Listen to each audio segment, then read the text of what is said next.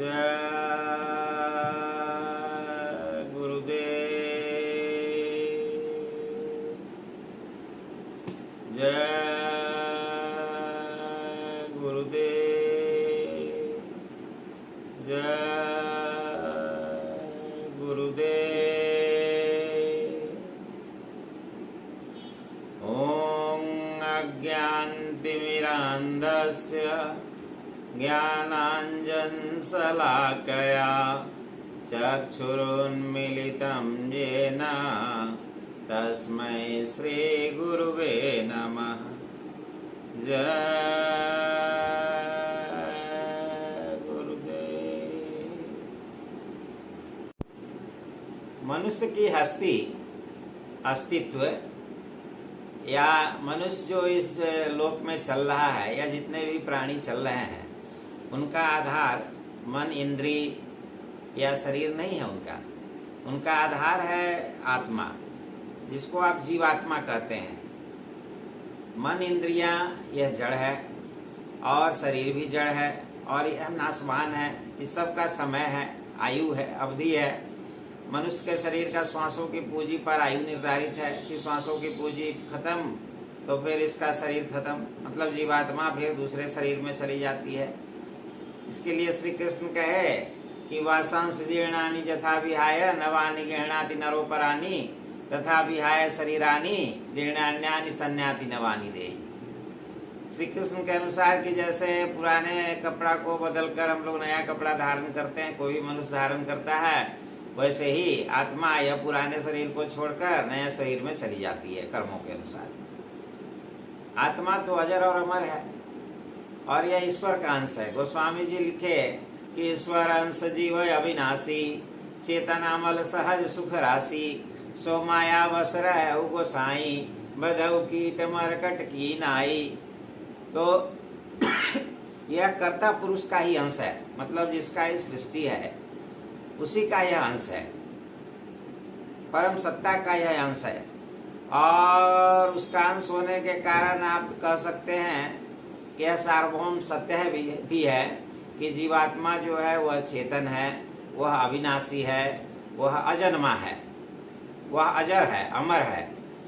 इसको श्री कृष्ण फिर गीता में कहे कि न जायते म्रियते वा कदाचिन्नायं भूत्वा भविता वा न भूयः अजो नित्यः शाश्वतोऽयं पुराणो न हन्यते हन्यमाने शरीरे। मतलब यह कभी मरती नहीं है, न कभी यह जन्म लेती है। न जायते म्रियते वा कदाचिन्नायं भूत्वा भविता वा न भूयः, न यह पहले थी, न अभी है, न बाद में रहेगी। तो भाई यह है क्या? तो यह अजर है, अमर है, अविनाशी है, अजो नित्यः शाश्वतोऽयं पुराणो, यह शाश्वत है। पुराण भी इसका सपोर्ट करता है, वेद भी इसको कहता है कि यहाँ शाश्वत है।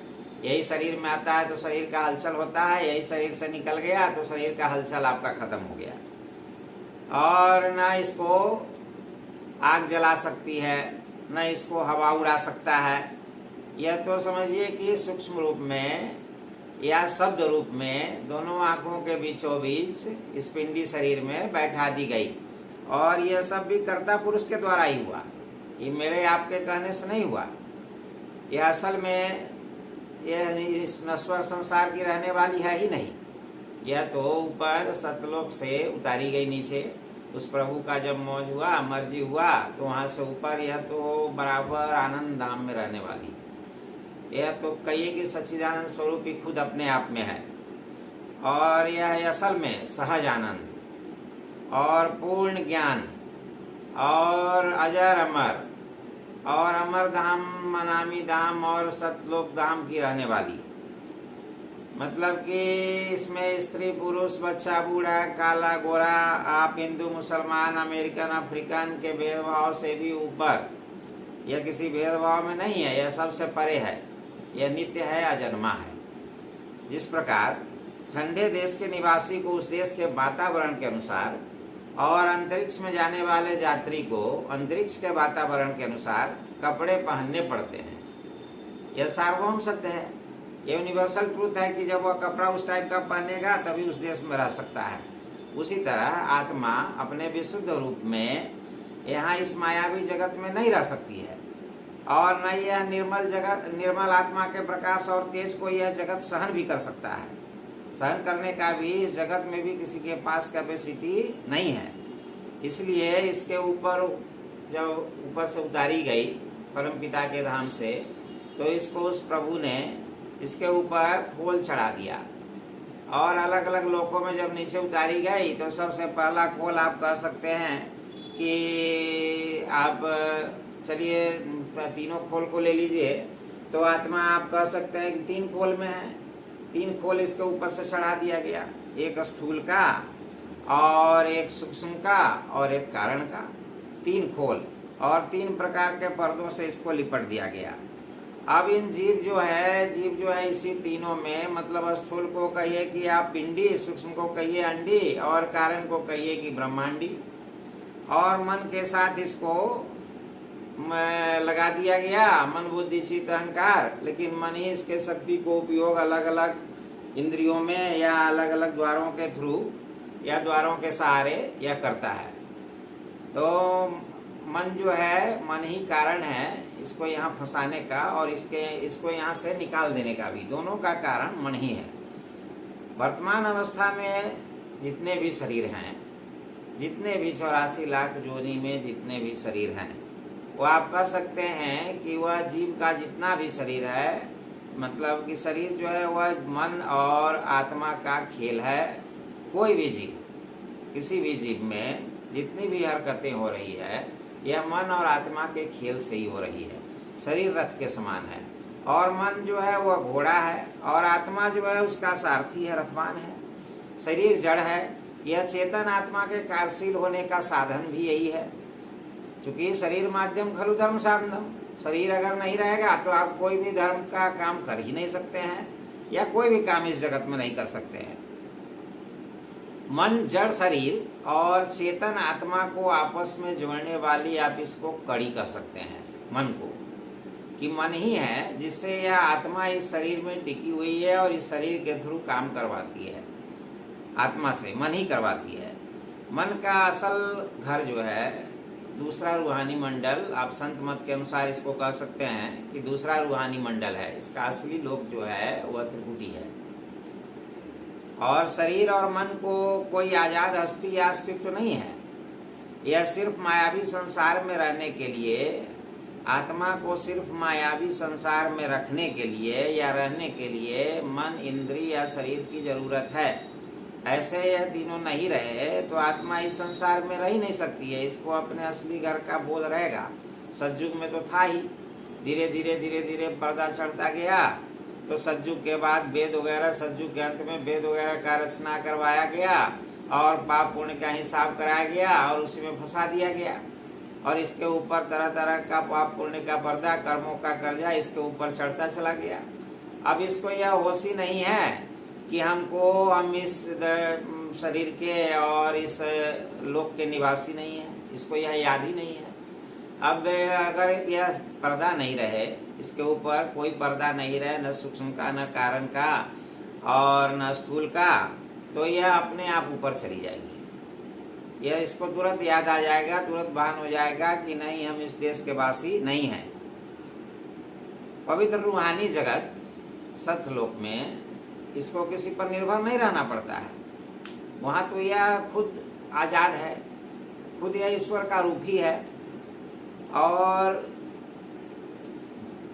मन जो और इंद्रिय, इस दोनों को आप समझिए कि यह दोनों जड़ है और ये आत्मा का प्रकाश ही लेकर, उसी के शक्ति को लेकर इस जगत में जितना भी काम करते हैं सारा उसी के शक्ति से करते हैं। नतीजा यह होता है कि आत्मा जो है नासवान, जो जितना भी संसार का भोग है उसके तरफ खींची चली जाती है और इनकी प्राप्ति के लिए इंद्रियों के घाट पर उतरकर और यही कर्म करती है और उसी से इस पर पर्दा भी चढ़ता है। जिस तरह शतरंज के खेल में पहली चाल चलने की आज़ादी है आपको, पर आगे की हर चाल इससे पहले चली गई सभी चालों का असर होगा। इसी तरह जब आत्मा सतलोक से मृत्युलोक में उतारी गई तो इसने कोई कर्म नहीं किया था। इसका पहला कर्म स्वतंत्र था, दूसरे कर्म पर पहले का, इसी तरह अगले कर्म पर पहले किए गए कर्म का, इस सब का प्रभाव पड़ता चला गया। धीरे धीरे अनेक कर्मों का एक बहुत बड़ा भंडार इस पर जमा होता चला गया। धीरे धीरे धीरे धीरे अच्छा और बुरा वेद के अनुसार कर्म या जीवात्मा इंद्रियों के घाट पर बैठकर खुद रसास्वादन करके करता गया और करते करते करते करते कर्मों का ढेर ही अपने ऊपर जमा कर लिया। अब इसका जो असली प्रकाश है वह सब ढक गया। असली प्रकाश तो इसका एक तरह से आप समझिए कि एक साफ शीशे पर अगर एक धूल पड़ जाए तो वह भी आपको नजर आएगा। तो इसी तरह अगर एक साफ शीशा है और उस पर धीरे धीरे धूल पड़ते पड़ते पड़ते पड़ते पड़ते पड़ते पूरा वह ढक गया। अब ढक गया तब पता ही नहीं है कि वह शीशा है, वह मिट्टी के समान हो गया। उसका कोई शीशा का गुण उसमें रह ही नहीं गया। यही हाल मेरे आपके जीवात्मा का है। जितने भी महापुरुष आए सब बताए कि देखो तुम्हारे ऊपर कर्मों के प्रभाव से इसका प्रकाश ढक गया, इसका आँख बंद हो गया, इसका कान बंद हो गया। आँख को खोलने का और कान को खोलने का युक्ति ले लो।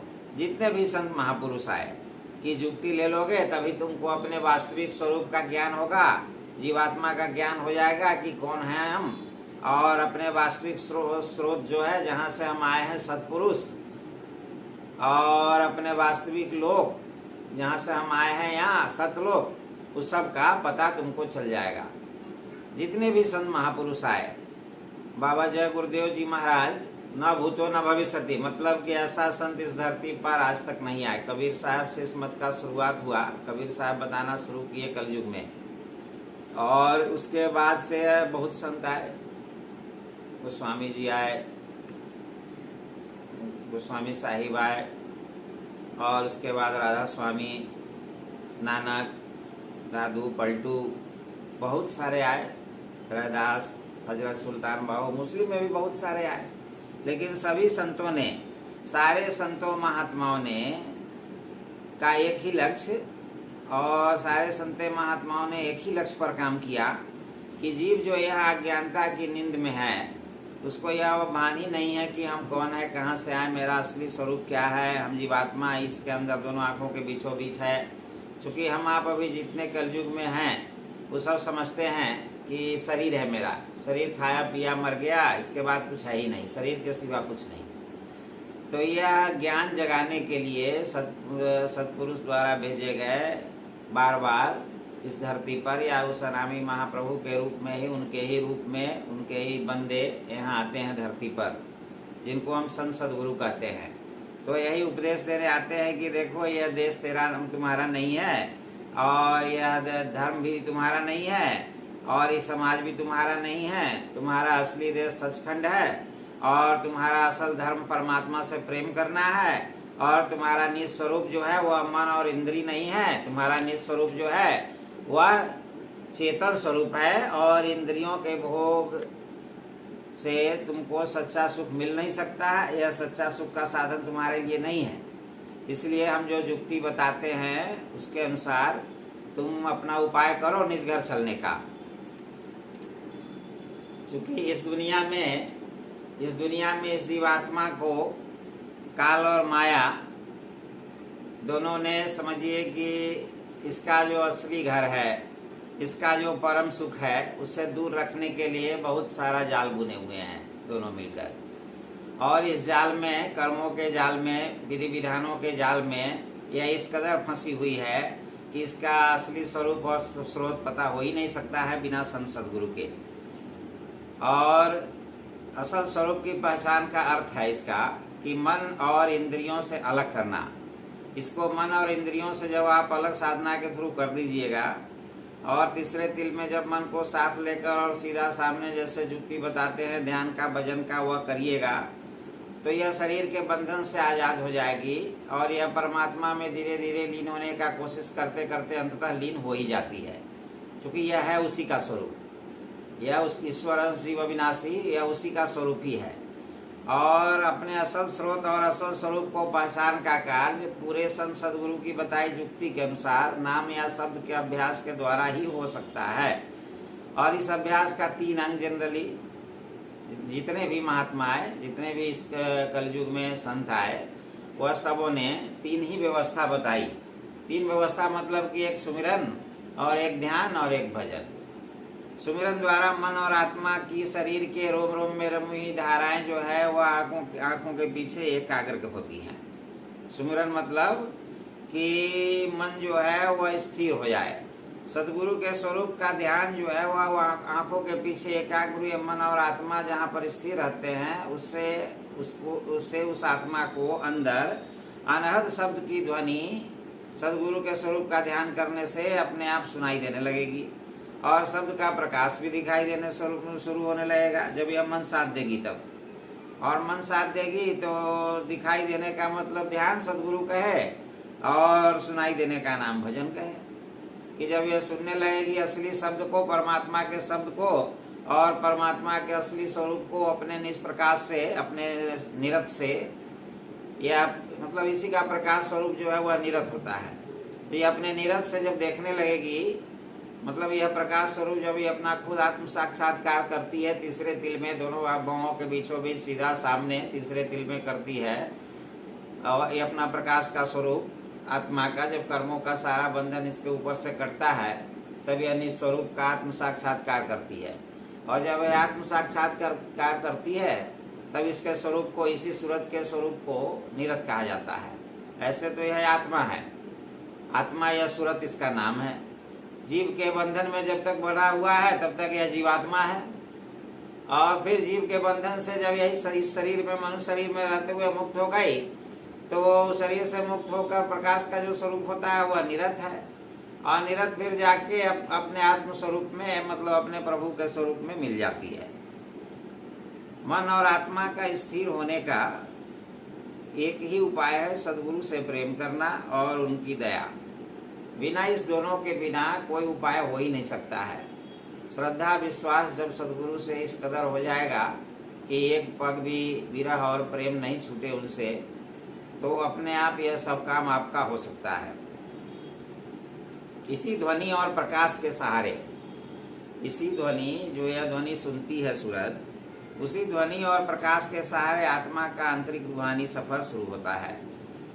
तब आत्मा शरीर के आँखों से निचले भाग से सिमटकर आँखों के पीछे एकाग्र होती है। मन और आत्मा शरीर और इंद्रियों के बंधन से आज़ाद हो जाती है, और जब शब्द के सहारे मन और आत्मा पहले रूहानी मंडल फिर दूसरे रूहानी मंडल में पहुंचती है, तब आपको इसके नीचे काल के पंजे से आज़ाद होके खुद यह 10वें द्वार में पहुंचकर और यह पूर्ण आज़ाद हो जाती है, पूर्ण निर्मल हो जाती है। इस अवस्था को ही जड़ चेतन की गांठ खुलना का अवस्था कहे। गोस्वामी जी लिखे कि जड़ चेतन ही ग्रंथि पड़ गई, यद्यपि जथा छूटत कठिनाई। गोस्वामी जी का यह लिखना था कि इसके बाद आत्मा शब्द के सहारे अपने आप, जब जैसे ही तीसरा पर पहुंची तो अपने आप शब्द के सहारे यह निज घर पहुंच जाती है जहाँ से यह आई हुई है। परमात्मा की पहचान का नाम जो है, असल स्रोत का नाम, उसको सदगुरु के रूप में यहाँ मिल जाते हैं। तो जब यह ऊपर जाती है तो इसको सब मंडलों में मदद करने के लिए जो सदगुरु, जो पूर्ण गुरु हैं, जो प्रति क्षण आते जाते हैं उस मालिक के लोक में, उनका यही स्वरूप जो इस धरती पर स्वरूप है, जो स्थूल शरीर में वह स्वरूप लेकर आते हैं, वही स्वरूप उनका सूक्ष्म में भी रहता है और वही कारण में भी, और वही उसके ऊपर तो जीवात्मा का ही कोई स्वरूप नहीं है। तो उनका क्या स्वरूप, लेकिन दोनों एक हो गए, एक दूसरे को में कोई अंतर नहीं रह गया। वही स्वरूप ऊपर भी मदद करते हैं। यह संसार की संपूर्ण रूहानियत ही इसी बात पर खड़ी है कि मनुष्य की हस्ती का आधार जो है वह जीवात्मा है, आत्मा है, और आत्मा को मन इंद्रियों से अलग करके परमात्मा से जोड़ना चाहिए। यही सच्चे स्थायी परम आनंद और असली स्रोत है, और वही सब इंद्रियों को कैद में फंसी, सब इंद्रियों के कैद में फंसी जीवात्मा का एकमात्र सच्चा उद्देश्य है मनुष्य शरीर में आने का। जय गुरुदेव।